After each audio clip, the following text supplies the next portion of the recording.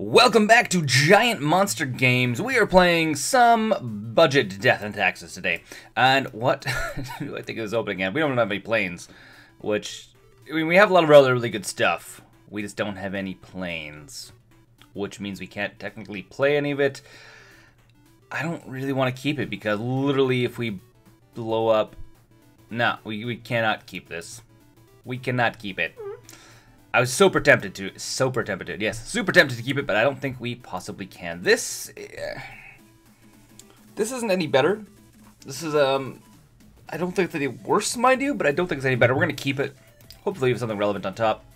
Spirit of Labyrinth, yeah, sure, you can go on top of the library. Not the best thing. We're on the play as well, so 50-50 there. Okay, shoot out of planes, shoot to our opponent's turn. Not the best putting hands on this game, so there's a thing that happens. Can't win them all. And yeah, so playing against red. Red what? Looks like we're playing against Burn. This is actually a really bad matchup for us, so we may very likely go... We may go 0-2 on this one. We're going to find out. We're going to try our hardest to not die. But in my experience, Burn is not a good matchup for budget Death and Taxes, or regular Death and Taxes, or most tempo decks in general. Because Burn tends to kind of ignore what most tempo decks are doing, because they're not relying on creatures necessarily to do all of their damage. The question is, do we chump Goblin Guide? I think we do. I don't think we risk taking the extra damage from it. I think we kind of just need to blow it up. If he swings in, we trade. Burn doesn't have a ton of... I played another one. Burn doesn't have a ton of draw, or any draw, really, so there's no reason for us to want to be blocking it. It's only going to stop us. So he's probably going to swing with both. Yep, both of those are on the trigger, on the stack. And do we see a land? No, we see a path to Exile. That's okay. I will totally... Oh, I should always yield to this. I'm okay. We're going to always yield to that. And yeah, okay, well, blocking here so we don't take all that damage, because that'll grind us down real quick, real quick. And the next question being, what? I think we throw down the planes. I don't think we have an option here. I think it's literally play the Flickerwisp and bounce on one of our planes. We have path up still, kind of the way we're gonna go here. Obviously, we can use the path, blow up one of his Goblin Guides, theoretically, when he swings in with it. And your trigger need to be this guy. So we actually get that planes back at the end of the step. Untapped, obviously, because when it comes back, it doesn't remember that it was tapped. Because that's the way Magic is played. And the question now is, do we trade with the Goblin Guide? I think the answer is no, actually, because we can path it. I think that's the way we're going to go. Because we can swing for 3 in the air, we can actually just path Goblin Guide. Hopefully, when Goblin Guide swings in, we'll actually see a land, and we'll get more land into our hand. Because I don't really want to draw just more land, because we already have 5 land, so it's not the best thing. Or hopefully we'll get a Leonin Arbiter, and then we can actually start blowing up his land. Yeah. Kind of goes both ways. We'll see. What is our opponent doing? It is our opponent's turn. Because I'm trying to play faster. Last game I played, I went almost to time because I tend to talk and think and then try to explain. Because I can probably just sit here and just think about, oh, this is what I should do. I should do this. And it doesn't really help you guys all unless I'm actually like talking through everything I'm thinking. So in this case, we see Mindcensor on top. In that case, we'll take the damage. And we will play Mindcensor next turn and then path our friendly neighborhood Goblin Guide is what we're going to do. I'm surprised we haven't seen a single burn card. I mean, maybe it's not actually burn. At this point, I would assume that we'd have at least one burn spell to our face. Rift Bolt, put into the Exile zone. Okay, well, we have Rift Bolt for next turn, which is exciting.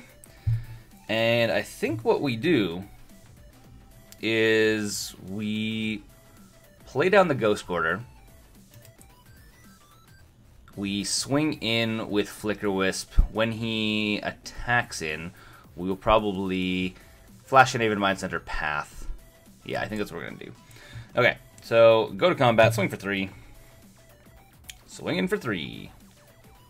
We don't want to play Aven Mindcensor right now because our opponent may decide... Well, I guess our opponent may, in theory, decide that they want to actually, like, blow up Mindcensor rather than blowing up... putting 3 to our face. So, highly unlikely, because Burn kind of needs to have a specific amount of spells. They have, like, that capacity that they need to hit, otherwise they kind of tend to lose. So, yeah. So we're going to do this, and then he is bolting us. Our face is getting a bolt. We're going to get another 3 from the Rift Bolt as it comes off, suspend. So 3 to our face, which makes sense. And then when he swings in, we're going to blow up Goblin Guide. I can always yield to this. So, yep. Plays Rift Bolt, 3 to our face. We are going down to 8, which means we're still 3 cards off. Our opponent still needs 3 more cards to win the game. And he actually hasn't had much land. So he's actually pretty light on land, so he can't just, like, bolt, theoretically. So let's see. Assuming our opponent is going to swing in. I'm assuming. Okay. So our opponent swings in. We see Dryad Militant on top. That's fine. So here we go. 1, 2, 3. Play Aven Mindcensor. Path. This little lovely guy over here. Does our opponent. Our opponent gets to search for a basic land, but they get to search 4 cards deep. So they may find a land. I mean, especially in Mono Red Burn. Completely likely that they actually find a card within the top 4. A basic land within the top 4. So, 50-50? Maybe. We'll see. We'll find out. Do they find a land in the top 4? Specifically a basic land. They're still looking. It's like they're really looking hard through those 4 cards that they get to see from Aven Mindcensor. Which is super funny, which is why we did this. Actually worked out quite well. And we know we have Militant. Our opponent is confused. Mindcensor. Only 4 cards. Only 4 cards.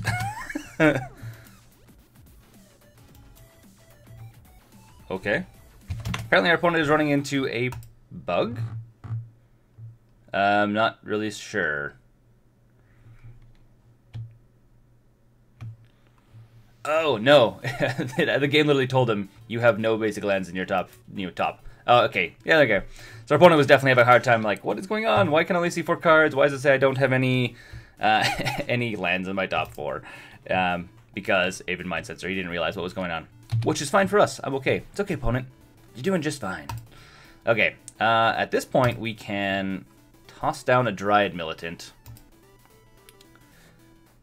which is going to remove stuff out of our opponent's graveyard, which isn't super relevant for us. Burn doesn't have anything, I don't think, that goes to the graveyard, which they can in theory play, which is fine. And then I think we have 2 options. First option is draw cards. Second option is blow up his lands. I'm tempted to draw cards. By tempted, I mean I'm pretty sure we're going to draw cards. Okay, go swinging with everything. Attack with all creatures. Ship it to our opponent's turn. We can keep up Dryad Militant in case he does manage to play a creature, specifically a hasty creature, so it would be Goblin Guide or Monastery Mentor.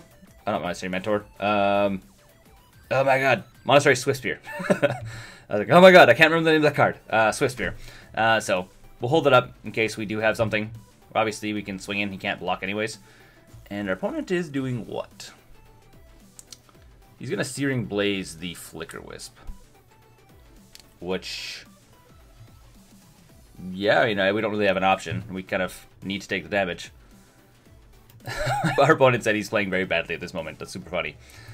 I'm going to go NP. No problem. Oh. And then we're just going to ship it to our opponent's turn, I think. As much as I would like to just blow up stuff, we're already on our opponent's turn, actually. I'd like to blow up stuff with Ghost Quarter. I don't think it's actually worth it. Okay, so there's the Hasty Swiftspear. We're actually just going to draw cards now. Oh yeah, we have nothing in hand. May as well. Sea Gate Wreckage. Plains, not really helpful for us. And our opponent drops down the Spear of Swifting. If he swings in, we'll just chump block with this guy, I think. I think that's the way it's going to go. What happens? What does our opponent do? Lightning Bolt to our face. So now we have to block. Have to block.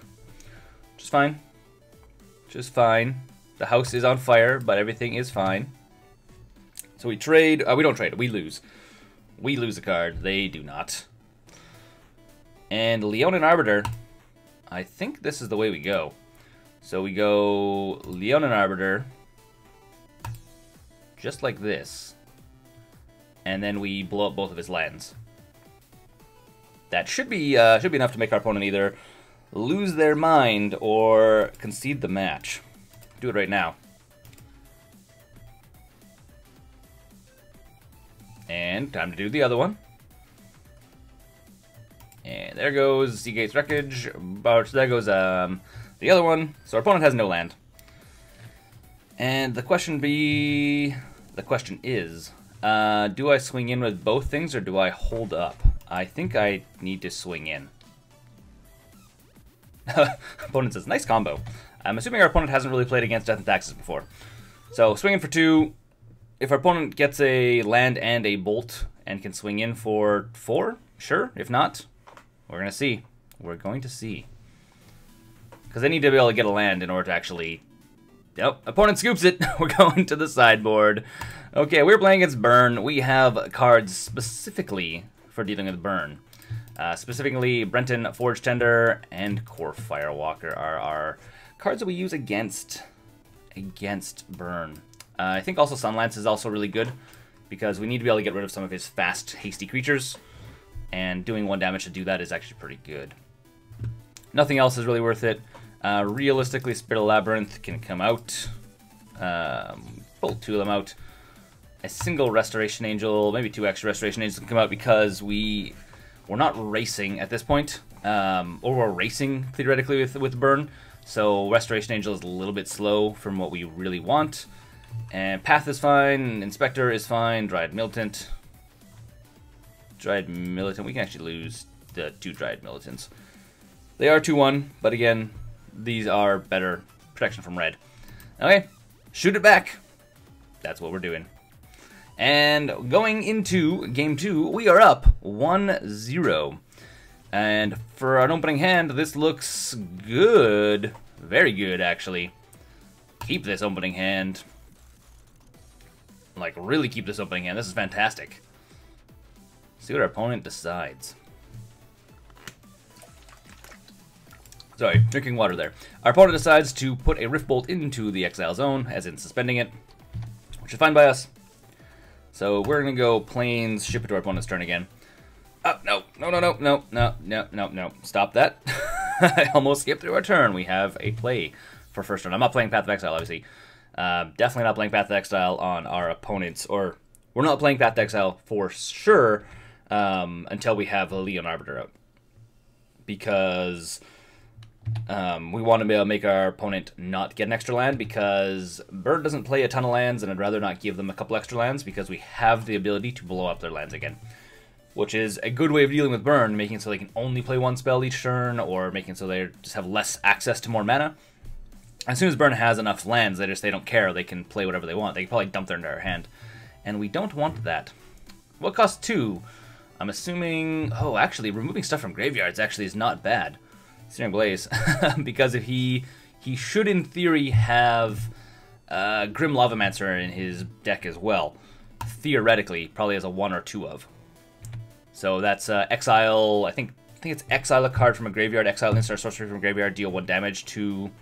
target creature or player, I believe. So it kind of gets extra value off of what stuff that goes into your graveyard. At this point, we play the Leonin Arbiter, which is actually a lot better. A lot better. Feel the Ruin isn't going to do anything for us in this game because he has basic lands. Good against 3-color decks, so if we're going against Jund or Grixis or Bant, I see Bant humans running around lately. Really good against it. But in this deck, in this matchup, not good at all. So it'll be the last thing we play. And what we're going to end up doing on next turn is we're probably, depending on if he leaves these open or not, does our opponent leave them up? Depending. If our opponent does play a card this turn, oh, they don't. They don't decide to play. That's fine by us. That is totally fine by us. We're not going to blow up their lands yet. We're going to wait for them. We could, in theory, play Blade Splicer. There's definitely more threats onto the board. 3/3, swinging for extra damage every single turn. It sounds really fun. So swing in with the Arbiter, and I think we're actually going to play Blade Splicer, because then he may feel like, okay, I can tap out. Maybe? I don't know. Maybe not. We're just going to play Blade Splicer, keep the... Ooh. Searing Blaze. Deal 2 dark... Yeah. We could path our own guy, in theory. If we path the Arbiter, then we get a land, and he doesn't do 3 damage to our face. So I think that's what we're going to do. Yeah, I think that's what we do. And then we Ghost Quarter in response to our own path. We actually Ghost Quarter. What? Why am I passing? Why am I passing? It didn't allow me to respond. That is super fun. Thanks, MTGO. You're the best. That's super awesome. I love it when MTGO just does cool stuff, like makes it so you don't get to play stuff. That's really cool. Because we were gonna like Ghost Quarter and blow up his land, so he's down 1 land. But that's not a thing that's happening apparently. MTGO has lots of quirks to it that you need to learn to play around, such as accidentally hitting buttons or it thinking one thing. So sometimes it'll stop on trigger, sometimes it won't. I'm complaining too much here. I'm gonna stop complaining. MTGO, brah. That's how I feel right now. Okay, so our opponent Lava Spikes Swift Spear, swinging, doing 5 damage in 1 turn, which is nice. Nice for our opponent, not nice for our face. Our face must be hurting a little bit. Yeah. Okay, well, that is a thing. I guess I wouldn't have stopped anything if we would have Ghost Quartered his mountain. And we accidentally hit the button. That is my bad. That is my skipping to my second main phase, which is okay. Not the end of the world. And I think we just drop down a Ghost Quarter and then play a Blade Splicer. Blade Splicer. Blade Spicer, if you're actually listening to the deck tech of this video, because I totally mispronounced it. Instead of saying Blade Splicer, I said Blade Spicer. So he's like a cook. Cooking up some golems for us is what he's doing. I'm not sure what I'm talking about here. Okay, guys, calm down, calm down. We can still make this. We're at 9 life. He's at 20 life. We need to get some serious value going on here. We have too many lands. Is what's happened. Keeping a 5-lander is always scary, no matter what deck you're playing. I don't care what deck you're playing, but it is always going to be scary. So we just lost a bunch of value, and then again, not being able to Ghost Quarter, that was a little bit of a value lost. Kind of a rough start. Our opponent taps 3. What is 3? What costs 3 that our opponent may be playing? Exquisite Firecraft. Deals 4 damage to target creature or player. That's going to be us. If there are 2 or more instant sorceries in your graveyard, which there are, it can't be countered. Okay, well, that's the thing that happens. He needs to play a second spell in order to swing with Monastery Swift Spear, so that doesn't matter to us. I'm assuming he sees that the Golem has first strike. He does. Okay. I don't feel that bad for our opponent anymore. That would have been really sad if they didn't see that. Okay, well, we got another Blade Splicer, so that's neat. Cancel. I think we just swing in. Do we swing in with both these guys? If I swing in with both, then he'll likely just chump block the Blade Splicer. So we're just gonna swing with the Golem. Just swinging with the Golem. Yeah, opponent obviously doesn't block. But we will play another Blade Splicer. And do I want to tap out all of my white? Yeah, I might as well. Creating another token. Another Golem. And in theory, if we really wanted to, we could actually blow up some of our own stuff at this point. So Magma Jet. That is the thing. So 2 damage to our face. So he just needs another Bolt. Or Lava Spike. Or anything. There's lots of stuff he can play right now that's going to totally win. It seems like he's actually playing a budget burn deck.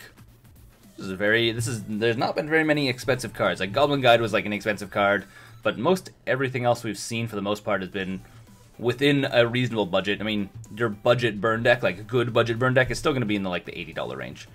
just because, I mean, stuff like Lava Spike is still like $3. Searing Blaze is not that much. Rift Bolt is like $2.20 or something like that, around $2. So maybe around $1.50. I don't know. They're not under $1. I know they're not under $1. As soon as the card's under $1, I'm like, okay, need to write that down in my notebook. That's what we're gonna be playing with, that card. But a lot of stuff is not. So he just needs a Bolt. And how many turns are we away? We are what? 3, 4, 5, 6, 7, 8. Magma Jet is another 2 damage to our face. Monster Sister doesn't have Trample, so swinging in doesn't really do anything specific. So he is 1 card away from dealing damage to us. We probably die next turn, likely, but we're gonna see. And does he attack in? If he attacks in, we just chump block with a Blade Splicer. Whatever, doesn't matter. Yeah. So chump block here. Sure, chump blocking. Because we just don't want to take damage. We still have first strike creatures. And planes. That is going to be almost guaranteed enough to kill us. Almost guaranteed to kill us. So here's the big thing. Right now, if our opponent draws any of their burn, we die. If our opponent draws any of their creatures and we swing in with everything, we die. Or swing in with 2 things, I should say. We die. So at this point, my options are swing with 1 creature, deal 3 damage, and still have like 4 turns before we can kill our opponent. Swing with 2 things and hope our opponent draws something like a land. And he's scryed as well. So let's just attack him with both. We're not attacking with anything apparently, because I apparently didn't. We were on our attack phase. Well, let's just throw down a plains, I guess. I should have done the Ghost Quarter thing. That's what I should have done. I should have just gotten rid of, like, made it so we have less stuff in our deck, because at this point we don't need more than a couple cards. We didn't see any of our sideboard stuff either, which is annoying. Okay, so does our opponent draw the burn? I'm assuming they do. They scryed 2 twice. Skullcrack will do it. Yep, that is one of the burn cards they need. Okay, we're going to sideboard for game number 3. Again, not a good matchup for us, but I think we can still get away with this one. Again, I don't think I need to make any changes. The only changes I may consider is actually Restoration Angel, leaving it in. Late game Powerhouse. I think it might come back in. And Aven Mindcensor, you're flying, which is why I don't really want to take you out. Arbiter, yeah, I think we're gonna take out two Mindcensors instead. Even they do allow us to like blow up his stuff, but it's not super relevant in this matchup because he's not fetching, he's not doing a bunch of other stuff. So Restoration Angel might just be a better bet. Also, Restoration Angel dodges like most of his burn, where Mindcensor and a bunch of other stuff we have, it does not. Okay. And we're going to play first, which is actually good. Okay, what do I think? Opening hand is solid. This is very solid. This is a keep, and this is like a snap keep opening hand. Specifically because we got this guy. And we're going to block anything that he has swinging in at us for days. And then Spirit of Labyrinth doesn't really help us at all. These don't really help us at all. Well, planes help us at all, but Field Ruin, we can't blow up stuff he has, so can't blow up his stuff. So Forge-Tender, ship it to our opponent. Nice thing with Forge-Tender is we can use it to chump block any of his like red creatures. And just gonna prevent damage. And then if he is gonna do like he needs to have an additional burn spell in order to win. Because we can, like, if we're about to die, we sack this, and then prevent us from dying. Because what we can do is we can sacrifice it, prevent all damage from a source that would deal damage to you, a red source. So it can be anything. He literally needs one extra burn, or like one entire extra spell to actually win the game, which is good. It's going to help us out a lot. And we're going to play the Inspector. So our opponent puts a Rift Bolt on the stack, or into the Exile zone. Which is fine by me. And I think, I mean, as much as I would love to play Spirit, actually, love is not even the right word. I think it's just going to be straight up play Spirit of the Labyrinth. I know, I mean, because we can swing in for 3 every single turn with it. Why wouldn't we want to do that? So, yeah, totally. And do I swing in turn 1? I think we do. I think we just go for, until he has something on the board, we're just going to swing in with it, try and get the extra damage. We know he's going to do 3 damage to probably our face next turn, which is fine, in theory. So Rift Bolt, coming out of suspend, doing 3 to our face, likely, I'm assuming. I'm not sure where else he would be putting Bolt, other than on our face. Okay, 3 to our face. And now the question is, does he have a hasty creature? If he does, he's going to get 2 extra damage in because we're not going to chump block with Spirit. But we will swing back with Spirit, which is going to be doing 3. Or does he have other burn he's going to try and play? Both are good options when you're playing burn.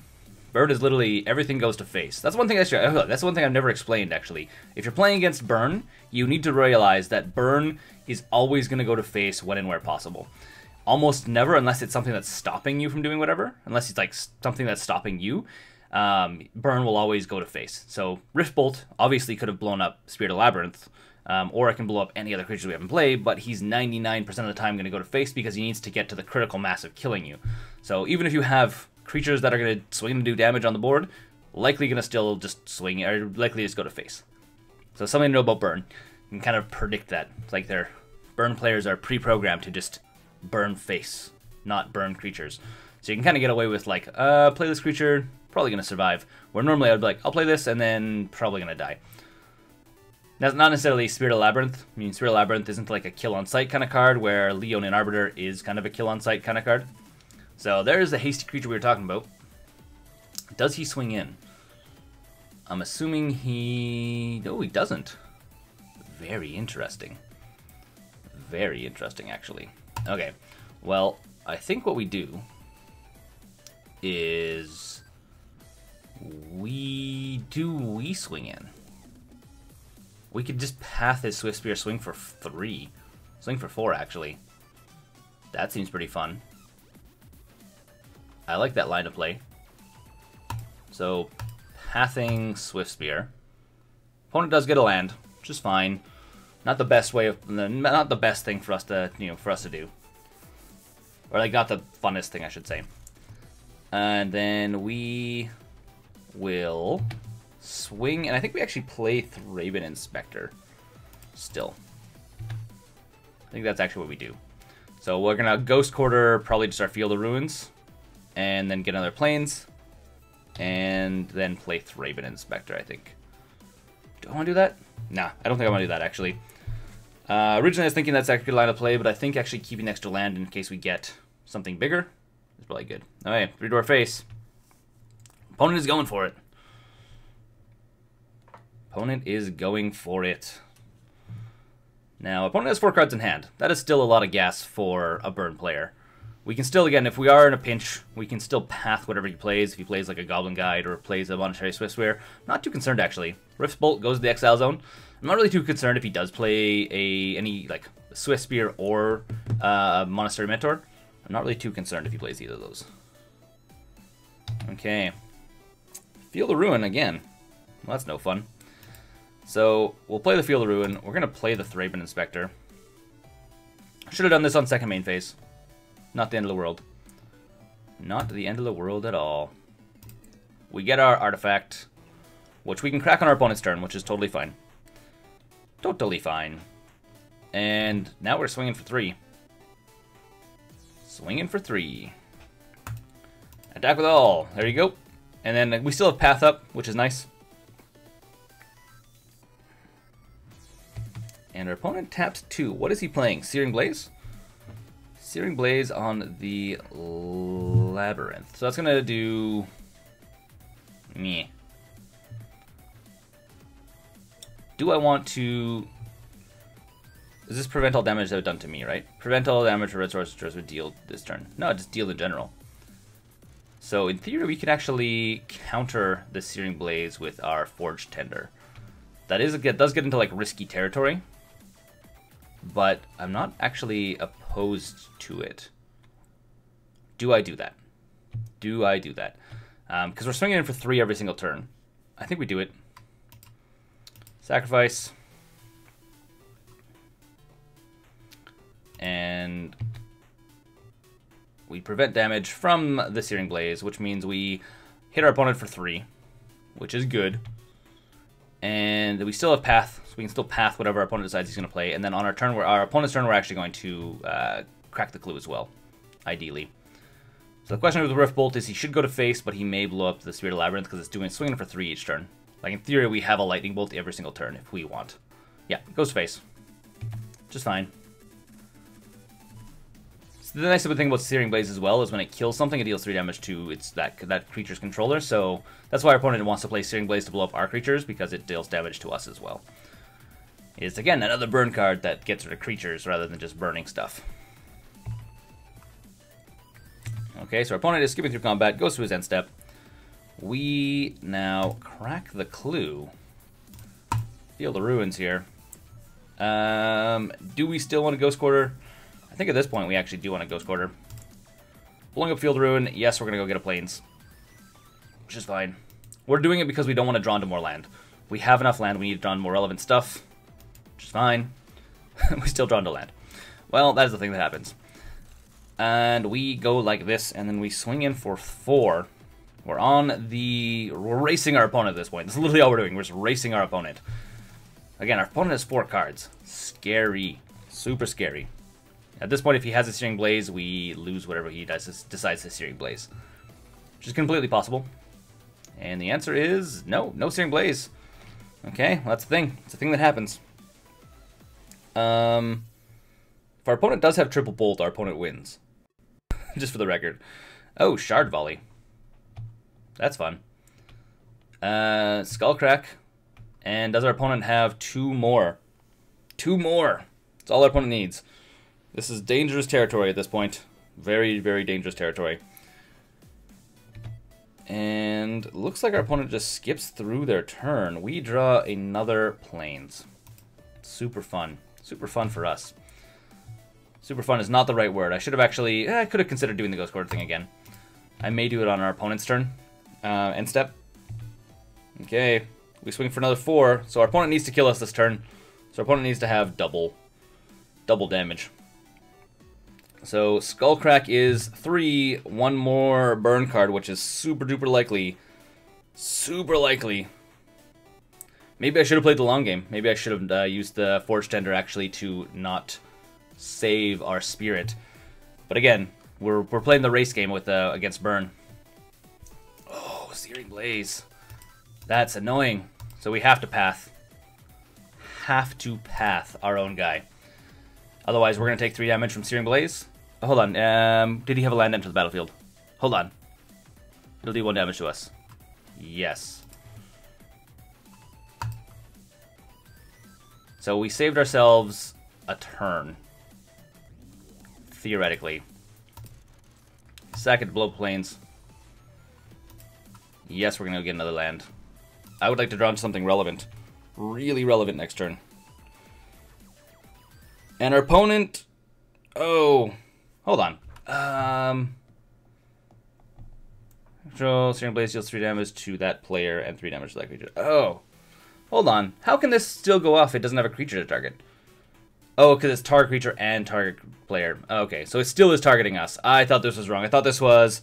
Sorry, guys. This is me not reading the card correctly. I thought this was literally deal 1 damage to target creature, and if that creature dies or whatever, it takes damage to that controller. Okay, my turn. My bad. Anyways, well, this has been Giant Monster Games. We just played against Burn and lost, which we knew was a bad matchup for us. We had our opponent super close. We had him on the ropes. Anyways, until next time, I'm Adrian. This is Giant Monster Games. Thanks for watching, and don't forget to game like a giant monster.